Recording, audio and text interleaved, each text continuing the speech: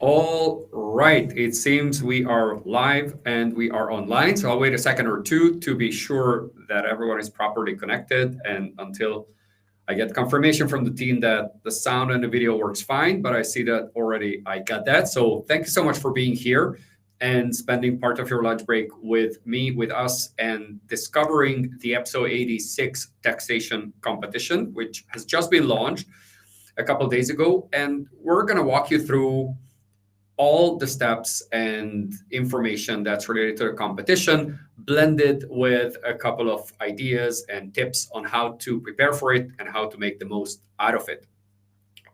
Just to be sure, if the audio doesn't work at any point, usually restarting your browser or using a different browser does the trick.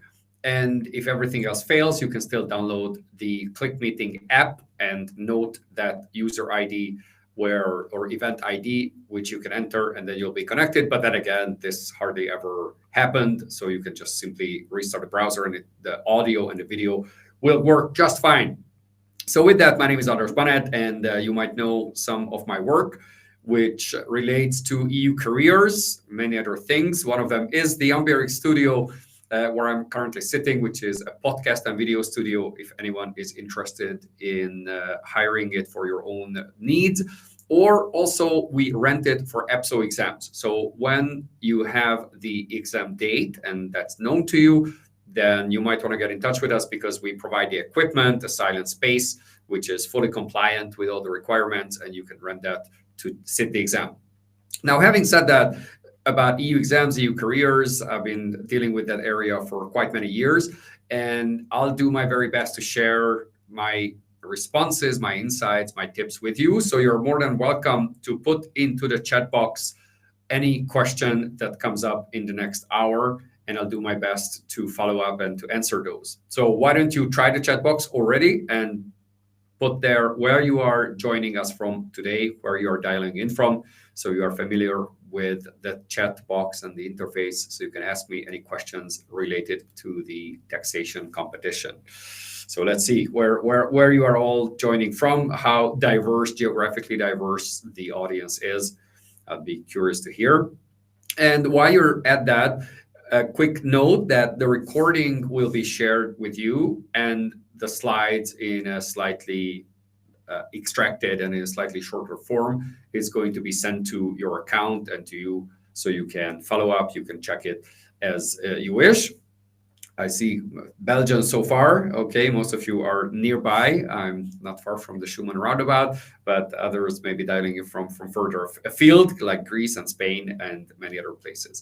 So all of the materials will be shared with you in one shape or form. Now, if you happen to be watching this as a recording, you are also welcome to send a message through the contact form, and me or my colleagues will follow up and point you to the right information source or tell you what you are interested in.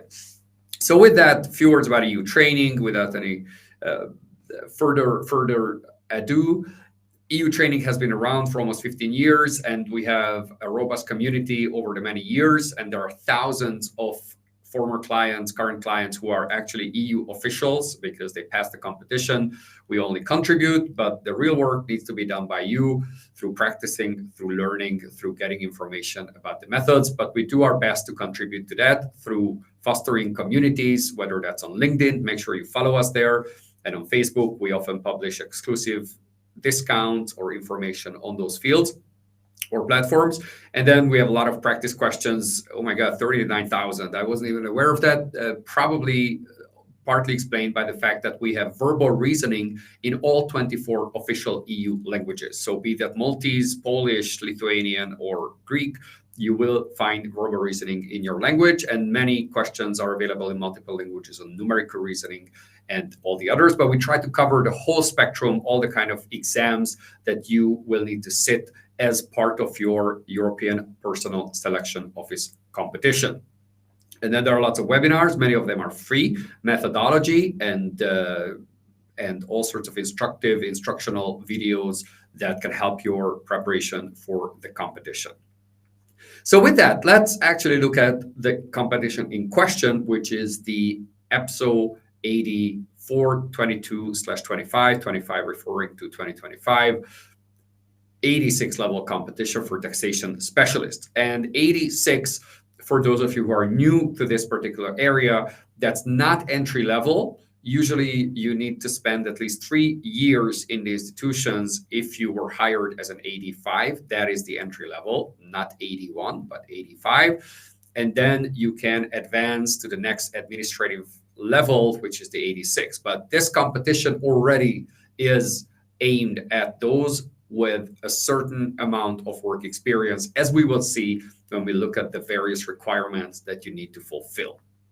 So positions available, again, positions on the reserve list, to be accurate, these are not specific vacancies, because the entire process is about selecting a certain number of candidates to be placed on the reserve list, from which you then become recruitable. So the number of places available there is what you see. Essentially, direct taxation, including tax law, 118, and then indirect taxation, including tax law, 122. So there are different profiles which you will need to choose from, as we will see in a moment. But this already gives a pretty good indication how many reserve list places are going to be fulfilled or filled, and from which the successful candidates, will be able to get a job and will be hired. Having said that, how many total places are there? Well, 240, you do the math, and that in perspective compared to other competitions is a medium-sized competition. It's not the largest, but it's not considered a small one either. So that already gives you an idea that you have realistic chances and good opportunity to pass the competition. And also the fact that it's an AD6, that's a pretty good thing, because you already start with already some years of work experience, as you will need to demonstrate to be eligible to apply. But also in the institutions, you're not a complete newbie. You already are an AD6 with those years of work experience. And that also is reflected in the level of responsibility you will be given and the salary that you can expect. So where are you going to work? Now, it's a bit open-ended, but not so much, because officially it can be Brussels, Luxembourg, or Strasbourg. Practically, almost certainly it's going to be Brussels, mostly because DG Taxud, which is Taxation and Customs Union, is located essentially in Brussels, but also because some other DGs, Directorates General, most of them who deal with related matters would be based in Brussels. But it's not impossible, so to say. There is a slight chance that some Directors General of the European Commission, or perhaps the European Court of Auditors for that matter, may hire you in Luxembourg. That is open-ended. This is not something that you can decide at the beginning, and this is not something that you can even indicate where you'd like to end up. This is only at the moment of recruitment, which is beyond the scope of EPSO. As I said, EPSO is the European Personnel Selection Office. They do not deal with recruitment. Recruitment is done after the reserve list is established, and then wherever there's a vacancy, they can contact any candidate from the reserve list and usually have an interview and then hire the person accordingly. Now, what will you do? What will you do? Well, in most professional jobs, deleting emails. But beyond that, certainly there's a lot of substantive things that EU officials are required or expected or foreseen to be doing. Typically, it's around policymaking or regulatory decisions and taking or looking at very specific legal, economic, and related fields, all centered around taxation. Essentially, there are two fields, and you need to choose from these two fields, which is direct and indirect taxation. And we saw that tax law is part of both. And a couple of examples that we picked up from the Notice of Competition. And if you look at the annex, I think it's Annex 2, then you will see a couple of these points and even beyond. Now, why is that interesting? It's interesting because, first of all, you'll have a rough idea of the kind of duties that you'll be expected to carry out. And it's also interesting because you can have an idea of the questions, the test questions, the exam questions that they will subject you to, they will require you to pass related to the field. So based on those indications of what you are expected to do in the position, that already gives you some idea of what you need to know in order to get that position, or more specifically, in order to pass the competition. Now, there are always formal and basic criteria for EU competitions that every candidate needs to fulfill. Those are the ones on the screen. Having an EU citizenship, you need to have fulfilled military service if that's a requirement in your country of your passport, of your citizenship, not the country of your residence, and then meet the character requirements. That partly can mean that if the position is super sensitive, you can be requested, well, more than requested, required to have a security clearance. And again, that might cause some disturbances if your background is not up to that level. And then specific requirements, perhaps these are the more interesting, or let's say more consequential, because the language and the qualifications and work experience can really determine whether or not you are eligible to be part of a particular competition. So let's look at those. But before we do that, there is sort of a pre-screening tool, but I would not necessarily use that term. I'm looking for a better one. A self-service tool. And I'm not saying pre-screening with a lot of emphasis, because it doesn't eliminate you if you don't pass it. It's truly a self-evaluation tool to be sure that the candidates who are manifestly, like, entirely clear that they really do not qualify, they do not meet the most basic eligibility criteria, they're not going to apply. They're not going to burden the system with their application, and also they're not going to frustrate themselves by trying to apply and then being immediately disqualified because something is as basic as their citizenship or some other formal criterion is not met. So that's an easy tool, the experience assessment survey instrument, and that's online, and you can click through it and then see for yourself whether you meet the basic criteria for that particular competition. More interestingly, the languages. So languages, especially for those of you who might be new to EU careers, can be at first maybe counterintuitive or somewhat different what you might otherwise expect. What do I mean? Well, you need to know 2 official EU languages, but what are those? The first one is any of the EU's 24 official languages.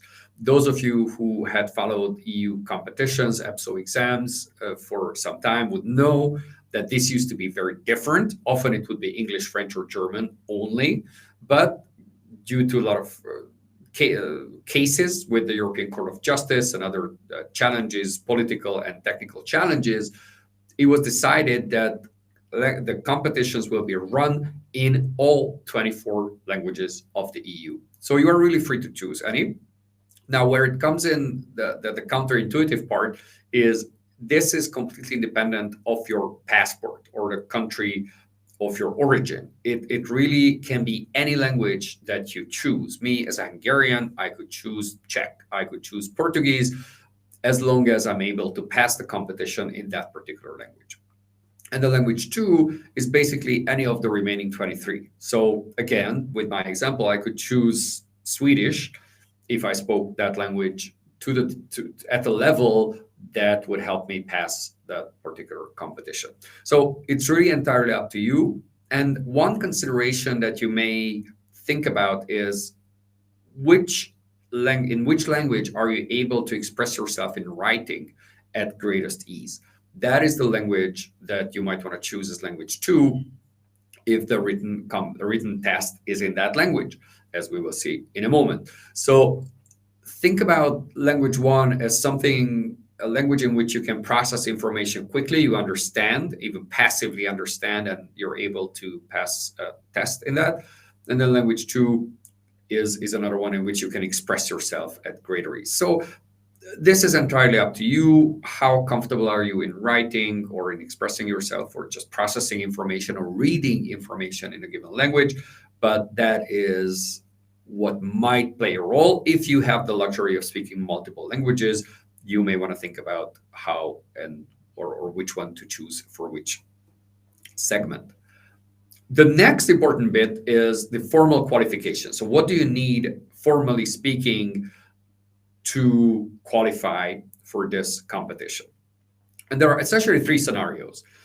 They largely depend on what degree, what underlying diploma you have, and that determines the number of years of work experience you need to demonstrate. And the work experience has to be relevant. So that is a broad term. You need to be able to justify that the work when you worked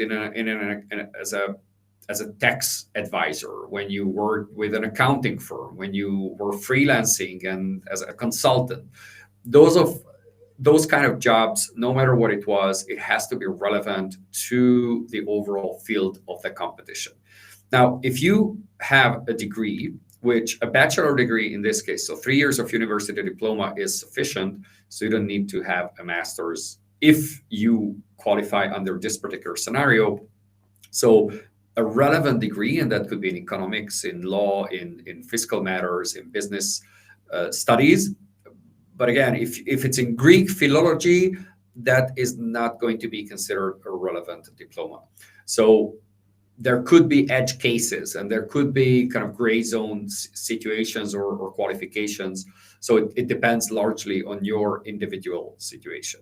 But the degree has to be relevant. And in that case, you need 4 years of relevant work experience. Now, scenario number two, if your underlying degree is actually more than a bachelor degree, so assume you have a master's as well, then you need to have, or you don't need to have 4 years, 3 years would be sufficient of relevant work experience. And there's a scenario three where your underlying degree is actually Greek philology.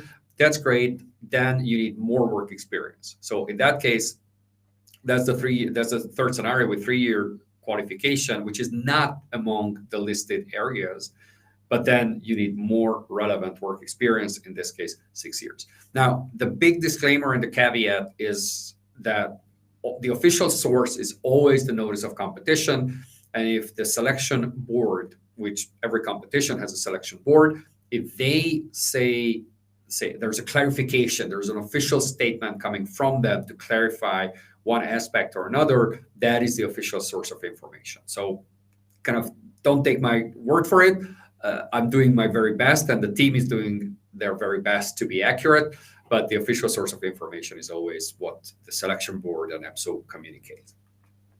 And qualifications, in a couple of words there. So the professional experience is considered if it was acquired after having fulfilled your education requirements. So if during university you were an intern or you did some summer traineeship or something, that is not going to count towards the overall calculus or calculation.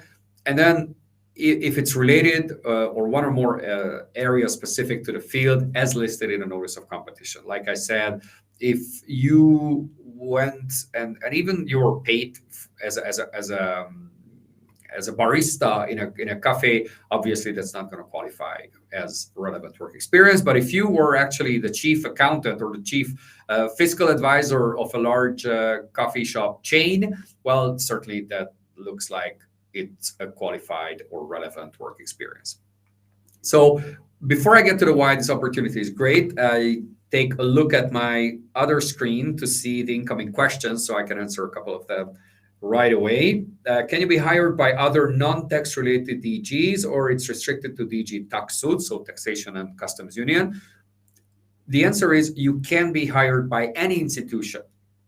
There's no limitation in this particular competition that it would be only targeted at the European Commission and only targeted at one Directorate General inside the European Commission.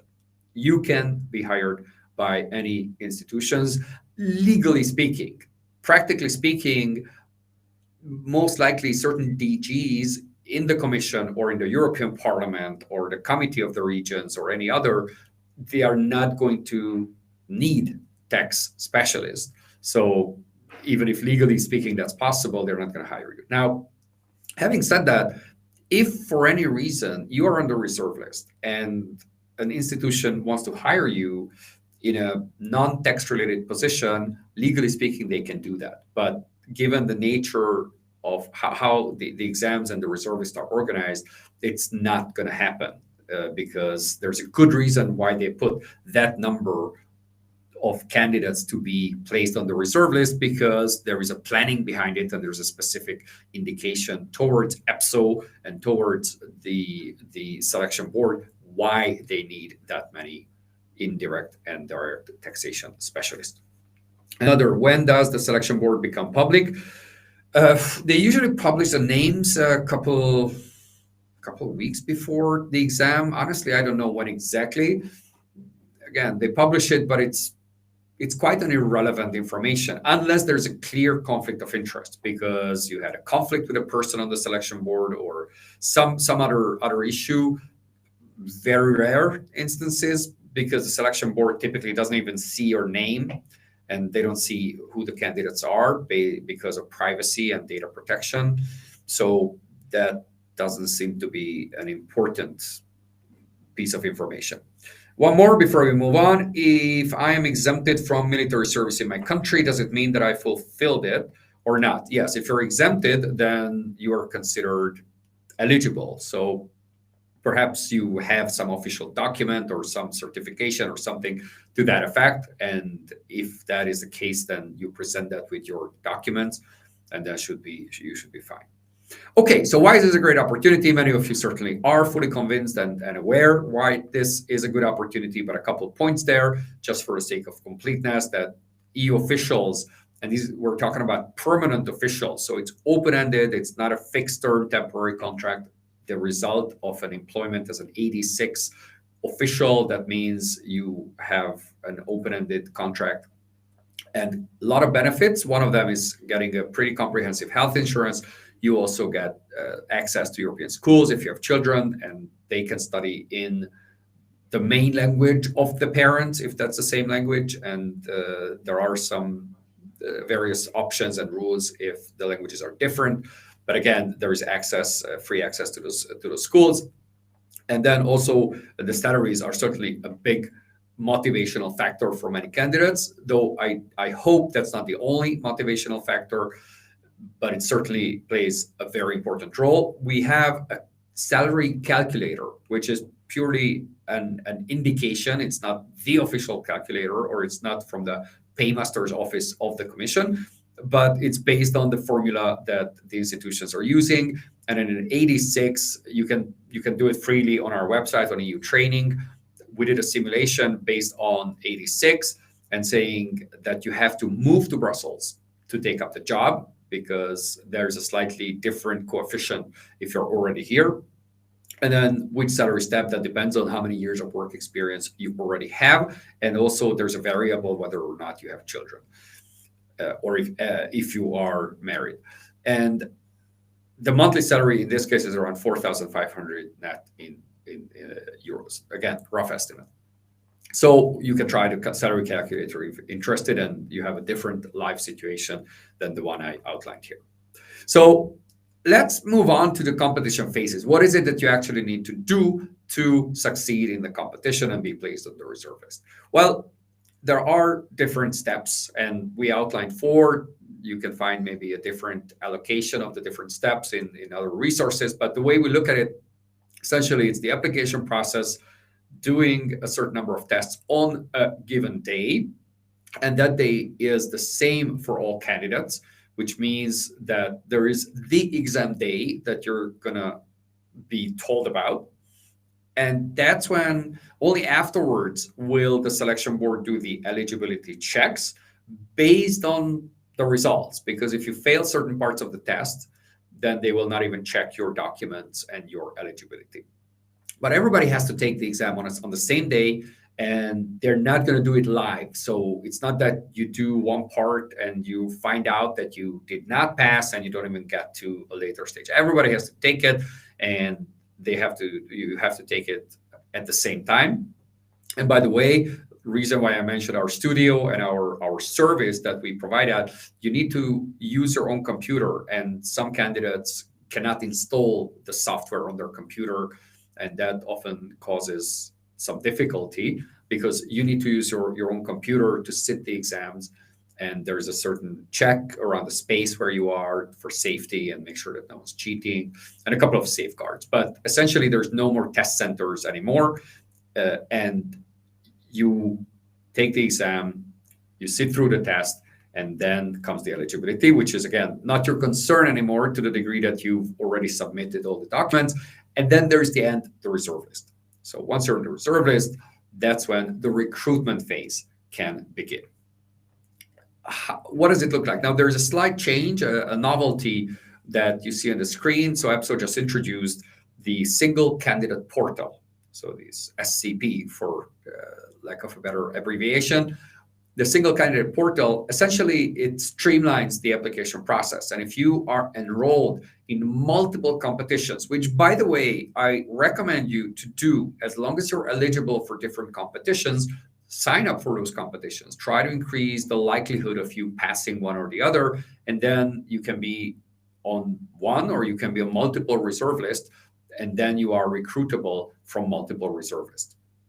So if you are in that situation or in the near future, you are planning to apply for other competitions like the AD5 generalist exam, which is likely coming out this summer, you can do that by simply having a single profile on the EPSO website, and you can reuse that profile for multiple applications. And there are other user streamlining developments or features that they've built in to be sure that it's an easier and more customer-friendly interface for all candidates. So the application process, you can submit your application in the 24 official languages. Sometimes a question comes up whether it's worth doing it in one language or another. Well, you could do it in English for that matter, because it's just easier for most potential recruiters in the very end to see your profile. But technically, legally speaking, you can do it in any language. And then you need to upload the supporting documents, but that you can do later. So they don't require you to upload everything immediately because the application deadline is the 19th of February. So pretty much in little over a month, a little less than a month, actually. And the supporting documents are to be uploaded right on my birthday. That was an important information, but 16th of April, where you need to provide all the degrees, diplomas, work experience, supporting documents, and whatever else might be still necessary, perhaps the military service exemption or similar. But the point is, you have more time because many candidates may need more time to get hold of former employment documents or any other certification, and otherwise they might miss the deadline if it was too short. So they want to expedite the process, but they don't want to cause unnecessary exclusion or problem for candidates if you don't have those documents right at your fingertips. And then what happens next? Well, the next thing is the exam day. And the exam day, we don't know yet, but we look at those dates and numbers, can easily be around late March, mid-April. It's not related to the supporting documents per se, but they cannot truly process your exam results and your application until they have the documents. But still, the exam itself could take place, again, late March, mid-April, around that time. It's hard to tell. We don't yet really see trends as to how much after the exam or the application deadline the exam actually takes place, but roughly around 6-8 weeks. Again, this is more of a guessing game, so don't rely on this fully, but at least it gives you a rough idea that if you take this competition seriously, which I encourage you to do, then that's how much time you have to prepare for the specific tests that you need to sit. There are reasoning skill tests. So these are the abstract, verbal, and numerical reasoning tests. And anyone who's ever applied for an EPSO exam would be familiar with these. Others may know this kind of psychometric tests from GMAT or other similar systems. And I'll give you a couple examples there. Then there's a field-related multiple choice quiz, and that's where your subject matter knowledge is tested through multiple choice questions. And then there's a written test related to the field of the competition. So it's not just any kind of written test, as in some competitions it's purely communication test, so to say, a written communication test, but this one is related to the field of your competition, depending on field one or field two. And as I said before, online and on the same day for everyone. So the abstract verbal numerical reasoning, it's done in language one, hence my comment regarding the choice of languages. And also, how is the score being calculated? There is a pass or fail. And we'll see in a moment what the calculus is, but there's no ranking. That's the most important part, where the candidates are not ranked against each other. It's not that you need to have a very high score to pass, because otherwise you're not going to make the cut, because the cut is purely objective, having a pass score independent, irrespective of the other candidate's performance. The verbal reasoning, just in a nutshell, is there's a text message, there's a question about it, and you need to find the accurate answer from 4 or 5 different statements, and there's only one correct answer. There's no penalty if you miss a question, in the sense that you got the wrong answer or you didn't answer it at all. And you have 20 questions and 35 minutes, which is not a lot. Similarly, there is a numerical reasoning, 10 questions, 20 minutes. And there is a table. Typically, there's some data there that you need to interpret and do some reasoning, some thinking. Often an estimation already gives you a good idea of which one is the correct answer, but sometimes you need to calculate. And once you do that, then you pick the correct answer. And then there is, and I'm being cynical when I say everyone's favorite, not exactly. This is the most dreaded element of the bunch, which is abstract reasoning. Also because you have 10 minutes and 10 questions. So that's pretty difficult, where you have these strange shapes and forms that follow a certain logic, and you need to find the next one in the sequence. Now, the good news is the way they calculate the pass mark gives you a bit of flexibility, because the verbal reasoning, you need to have 50%, so 10 points out of 20. And then the numerical and the abstract are combined. So the overall, you need to have 10 points out of 20. So even if you completely mess up your abstract reasoning, you can still pass, as long as you have a perfect score in numerical reasoning. That's not necessarily a very realistic scenario, but you can have, say, 8 points in numerical and just 2 correct answers in abstract and still make the cut. Once you pass this component, then they will look at your scores for the others. But for the others, as we see, you have 30 questions related to your particular field. So indirect, direct taxation, tax law. And there you need to have at least 15 points, but it's not that important because you are ranked. So they rank the candidates against each other. And that is a difficult thing. So some candidates may get 35 points. So it doesn't matter that you got 15, great, but still you didn't make the cut. So this is very competitive, and there's a lot of, this is a knowledge testing bit. That's where they truly check your knowledge in that particular field. Then you have 40 minutes to complete that. And then there is the written test, which is related to the field. But so the topic itself is related to the field, but this is not a knowledge test. This is on the communication skills part. So they are not going to look at you, they're not going to test how much you know about a certain field, not the least because they will tell you, they will share with all candidates a background document that you need to read, you need to process in advance of the exam. So usually about 2 weeks, 14, 15 days before the exam day, the selection board and EPSO practically will share that background document with you, which is often an EU official document because it exists in all 24 official languages. And then you need to analyze it and process it.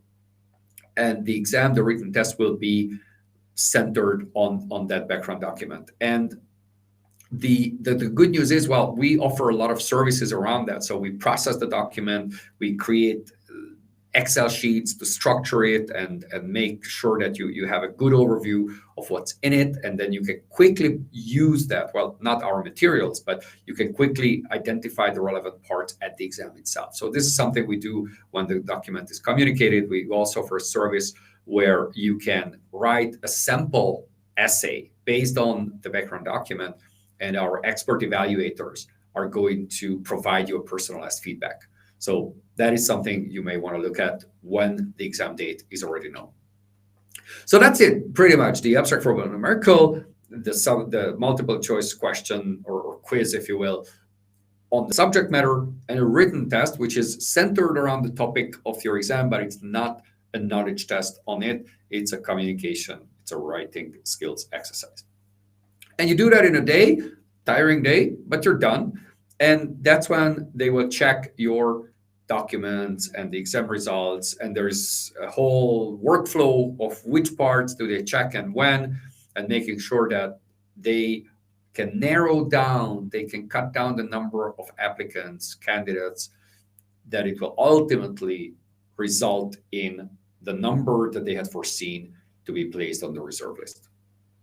And then the reserve list comes, it's not ranked. So those 118 or 122 names are going to be on the reserve list, and then you become recruitable. We actually have a webinar that says how to get a job once you're on the reserve list. So we try to cover the entire process.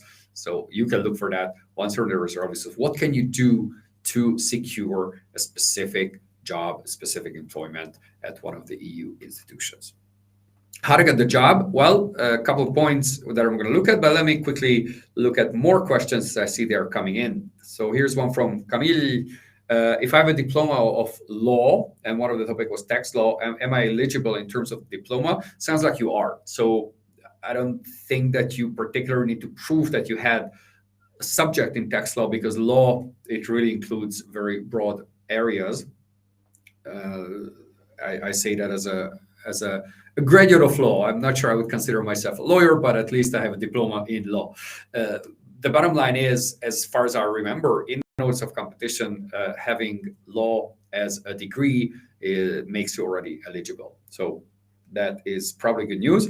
Peter is asking, if I get through EPSO, how are the chances of getting hired afterwards? The chances are very high, but the chances are that's not a guarantee. So it's not 100% that once you're in the reserve list, you are going to get an EU job.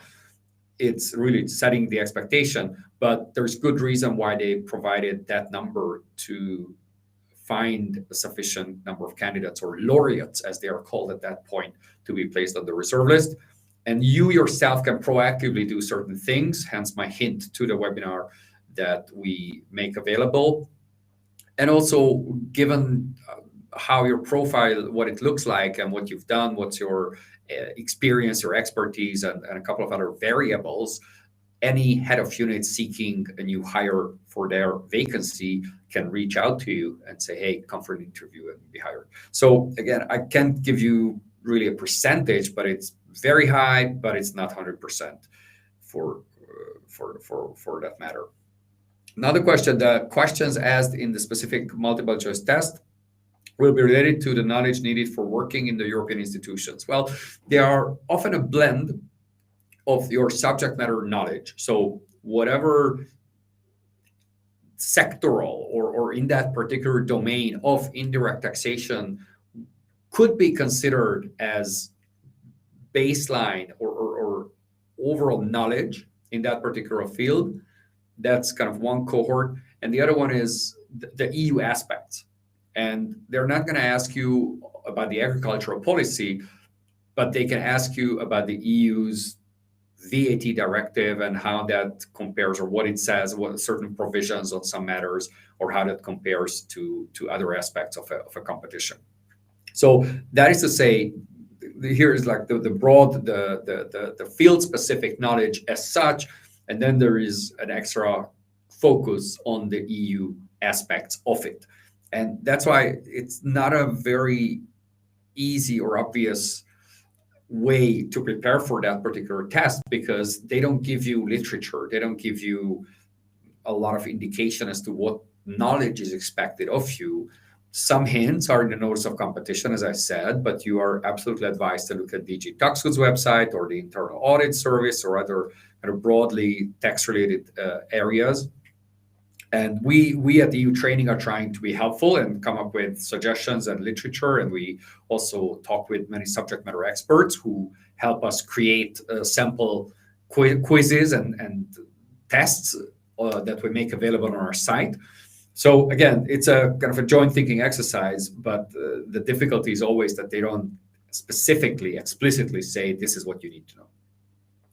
All right, question from Sophia. So should your first language be your mother language or the second language? Well, again, mother tongue, there are a lot of variations there because maybe you grew up in a Russian-speaking community. That Russian cannot be a language among the 24.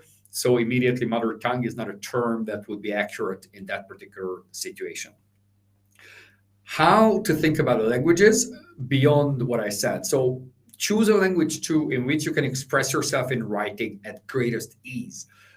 I'm pretty fluent in French. I often say that in webinars of this kind, but I would not choose French for a written exercise because my spelling is not very good in French. And without the spell checker, which is not something you're going to have access to, without a spell checker, even if it's not a linguistic test, which it is not, those who evaluate my writing, they say, "Oh, come on, this person can barely write in the language of Voltaire." So I would then choose probably English because I'm much more comfortable writing. But for language one, you want to pick a language in which you can process the information quickly, but you don't actively need to express yourself in that particular language. So these are the aspects you might want to look at and decide the languages accordingly.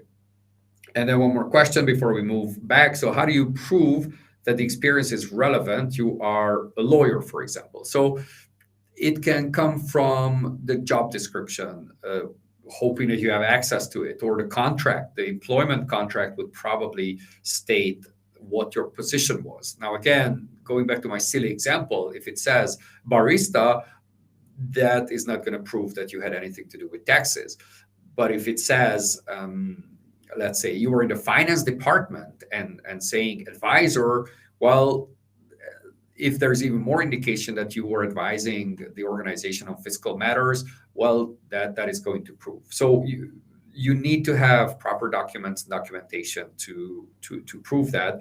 And if other indications show that you manifestly didn't deal with taxation or broadly related legal matters, chances are they may not consider you eligible. Okay, if we can switch back to the slides, I see there are a couple of questions. Hopefully we'll have time to cover those. That really nearing towards the end, so I can answer those open questions, which I encourage you to put into the chat box. How to get the job? Well, you need to practice. And well, we often say 10 to 12 weeks, but honestly, it largely depends on where you are right now. What is the baseline? We often compare that to sports preparation. I cannot run a marathon without proper preparation, but if I'm very athletic and I go jogging every second day, well, I probably need far less preparation than someone who may not be fit to that kind of competition. So very similar here. How are you with your math and calculation muscles, mental muscles? Do you need to brush up on it? Do you need to maybe take a course or book a session with our coaches to really understand what knowledge pieces or methods you need, or you are pretty comfortable with all those? So that's a broad indication. And then just be consistent and preparing on a regular basis, where if it's 1 hour a day or it's 1 hour every third day, but build in a certain system. We actually have, I run a webinar called Preparation Mastery. And there we talk a lot about what method you are advised to adopt to maximize your chances of succeeding. And beyond that, even how to manage your procrastination or fear or anxiety at the exam and a couple of other personal psychological aspects. But there is also a lot of methodology that goes into it. And that's my point. There is methodology to abstract reasoning, methodology to verbal reasoning, methodology to the written test.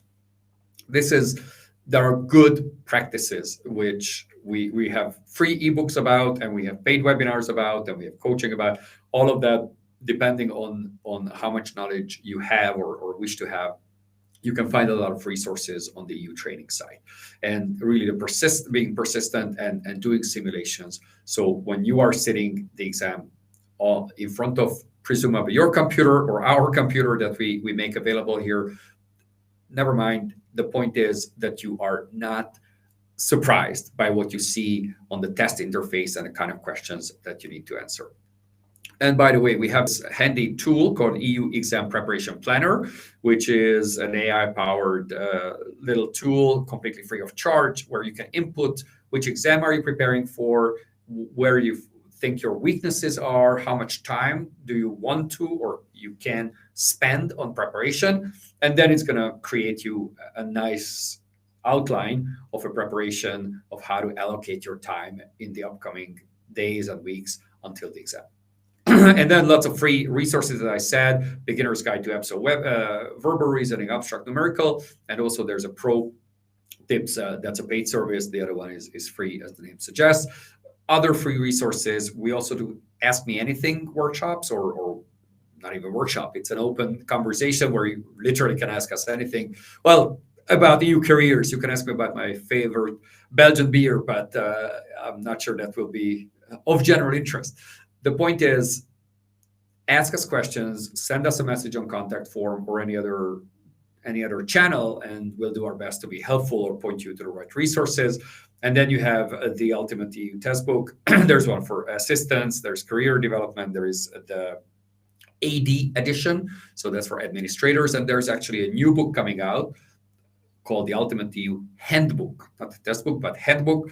That's about how the European Union works. And those of you who are new to the European Union, not new presumably to taxation, but new to the EU institutions and procedures, that book is what it covers. And that's the EU bit that some of you might be interested in. And then there's a Facebook community and a lot of practice tests that we make available, and including taxation field-related questions. We're currently working on it with our experts, and I'm hoping that in a couple of weeks it will be available, and we'll make some noise about it. So those of you who are in this competition can have some practice to test your field-related knowledge. And then there's a special discount code, which we're not sharing right now, but we will be sharing in a follow-up email because of all these reasons when the package, the full package, including those multiple choice questions, are ready. So with that, I can answer a couple more questions. We are pretty good with time. So let me look at those. Perhaps I just leave this one on and pick and choose a couple of questions. And if you have others, feed that into the chat box, and I'll do my best to answer it. So one was, damn, I marked it as I answered it, but I don't know anymore which one it was. Yes, names of selection board I already did, work experience, lawyer. Anyways, let me jump on another one. Will multiple choice question be any way different than it was before, excluding the introduction of the written test? I'm guessing that, Anna, your question, the multiple choice question, whether it's the abstract, verbal, and numerical, because those have not really changed much over time, whether it's the field related. So presumably the answer is no. So it's not going to change, though it depends on what's your benchmark, what you compare it to. So if you want to clarify that, put that into the chat box. I'll try to look at that. If I have experience as an EU lawyer and a bit of activities related to tax law, can it count as a couple of months of experience, and how do I prove it? Yes. Now, if you have that experience, hopefully there is some paper trail about it. Hopefully there is an employment contract or consulting contract or something, depending on the nature of that work. There is some documentation, formal, official documentation that you can use to prove your claims. But definitely, just a simple declaration from you usually is insufficient. Sophia is asking, yes, the language you are more proficient in should be your first language, or language one for you would be Hungarian. Now, for me, I would think about in which language can I write it at greatest ease in a professional context. And by the way, that's another consideration you may want to have. When it comes to EU or that kind of terminology and the jargon, I might as well choose English because I work in English and I know most of the technical terms and these subject matter related words in English. So I would probably then choose language two as English because I need to write in that language, and then I'm more comfortable using the terms. Because in another language, in my case, Hungarian, I would probably pick it as language one because there I only need to process the information, but not actively express myself in that. Okay, can we find the exam from the last DG Taxud competition? That's an interesting question, though I don't recall when that competition was. I have some vague recollection that it was a couple of years back. Now, I probably wouldn't, well, it could be one data point, let's put it this way, because they are going to give quite a different task. It's going to be in the written test, they give you one, perhaps two, but most likely one assignment. Prepare a briefing for the Director General on the basis of this background document when the Director General is going to meet the OECD to discuss tax strategy, right? So that could be easily an assignment, but it's framed in your domain, but it's not testing your knowledge. So even having that competition from a couple of years back could be interesting, but again, I wouldn't give it too much importance or weight. All right, I'm working in a body that deals with tax collecting. Is that relevant experience? Obviously, to correctly collect tax, one has to research and have client liaison. Based on what you write here, sounds like it is relevant experience. Okay, and then in the last application, do you recommend that I include all professional experience or only the ones related to tax law? I'd say I would probably give a comprehensive overview of your CV, of your professional path.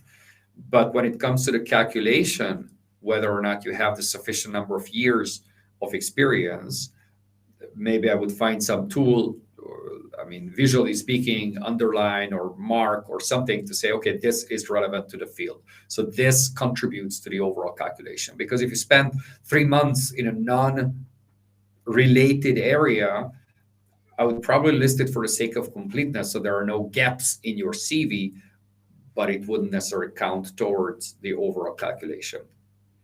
So probably comprehensive, but with clear indications of what you consider, not to give the impression that you're trying to sell an experience which was clearly unrelated, but still just to inflate the overall calculus of your work experience.